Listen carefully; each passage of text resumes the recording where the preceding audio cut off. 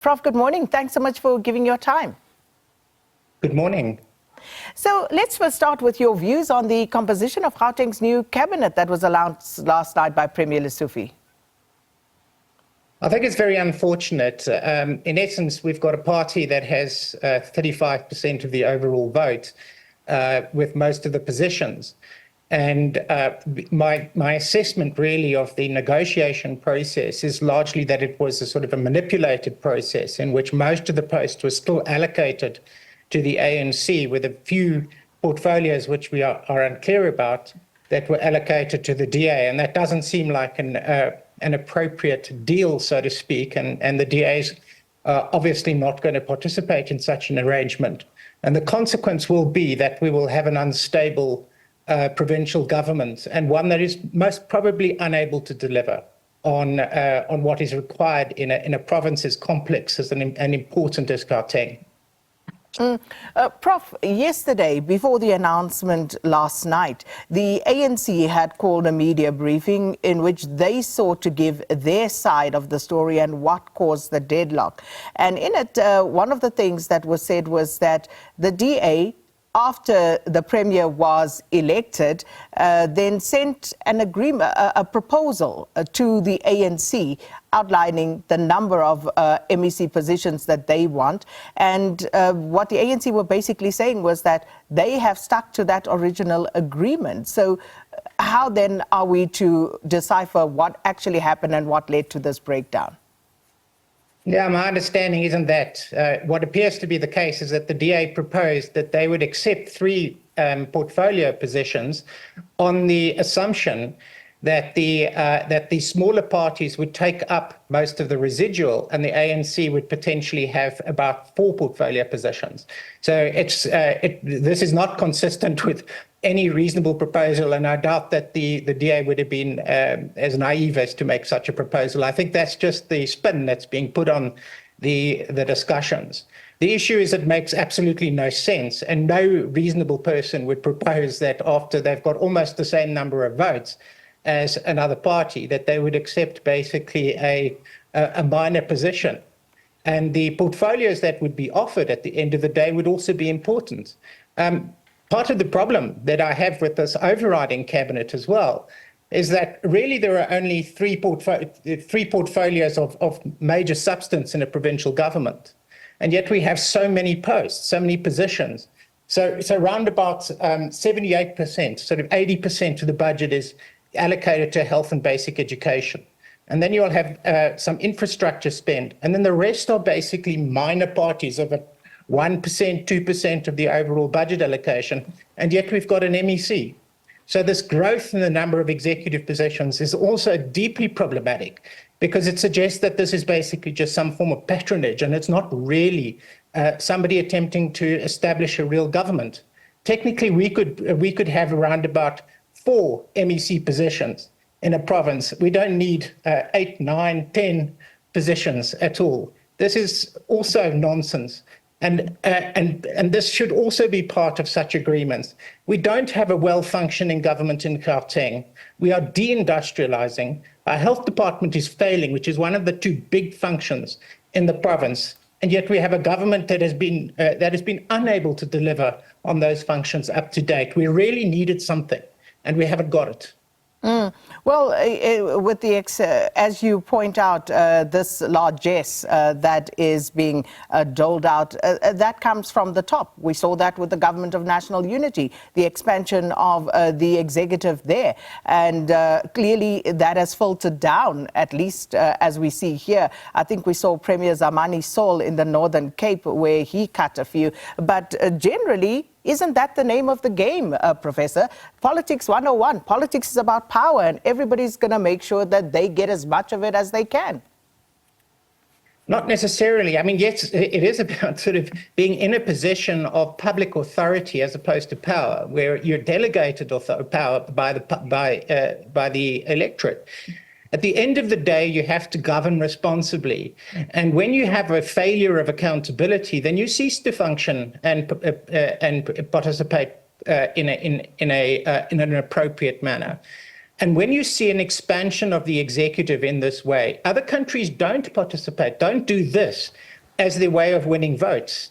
But you do this when you don't have to worry about the electorate. This is what concerns me. I mean, again, it's a party with 35% of the overall vote expanding the provincial executive. Many functions completely unnecessary, and huge black cars that are going for each person in VIP protection. This is all nonsense. When you raise tax money, it is redistributive. It is meant to go back to the public, not to the politicians and not to their friends. And we don't have a government that is doing that. We see if we look at the News 24 articles over the past 3 days, you see the incredible corruption that is being revealed within the Gauteng Department of Health. It's not going to change. It appears to be supported from the top. And what happened at the national level is also unacceptable. The growth in executive posts is not how you run a government. You've got to have people who are going to perform. That is actually what we should worry about. We shouldn't normalize behavior. This is abnormal, and it's really, really bad for the country. So as a person with specific interest in health and social security systems administration, what's your view on the retention of Nomantu Nkomoralihoko as the health MEC in Gauteng? I think it's bad. I think that we will continue to see the Gauteng Department of Health fail. There's nothing that suggests that anything will be done differently from the past. And it's important to note that this is a department that employs about 75,000 people.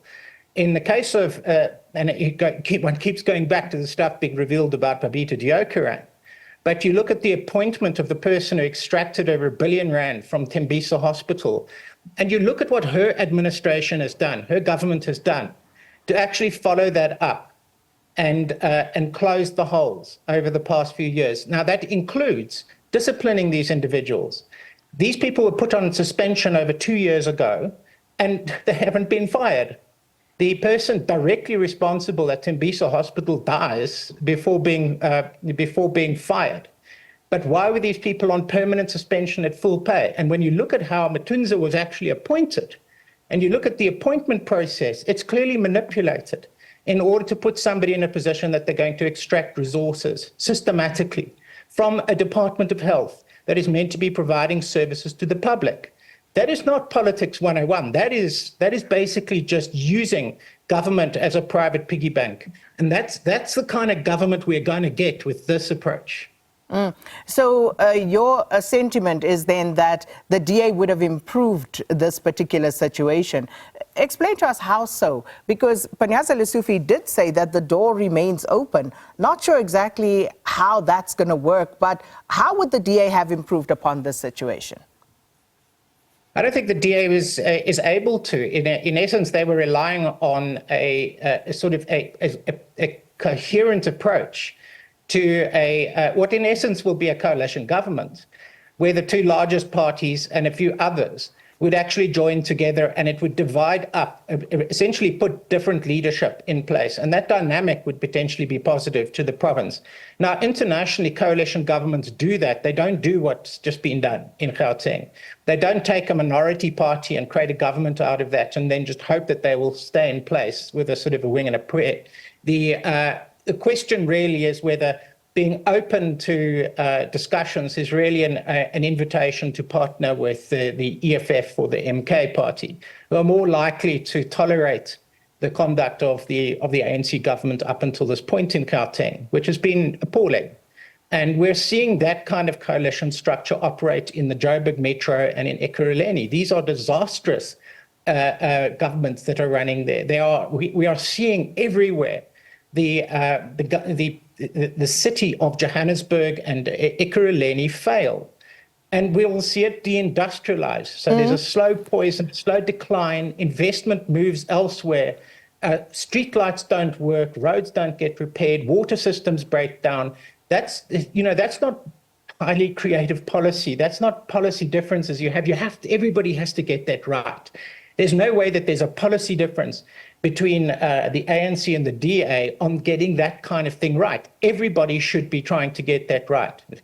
But we are failing on the absolute basics, and the consequences will be severe. There is no confidence in a government that has been running like this in Gauteng for the past, essentially, I would say from about 2006.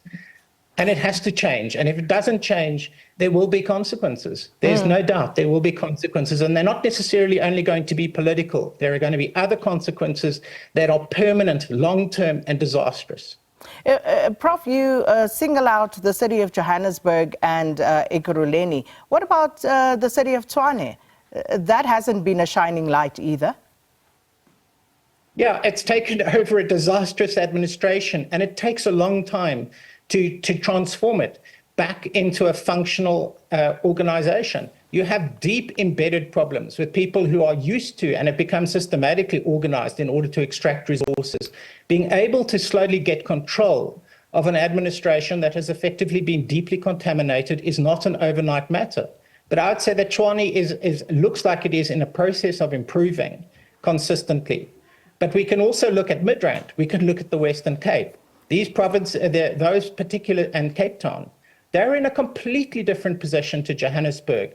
And Johannesburg and these cities have had enormous comparative advantages in terms of economic development, growth, urbanization, and being able to offer very organized public services. But there's chalk and cheese in terms of delivery. Here the lights fail. Is it really? Is it really, Prof? Is it really?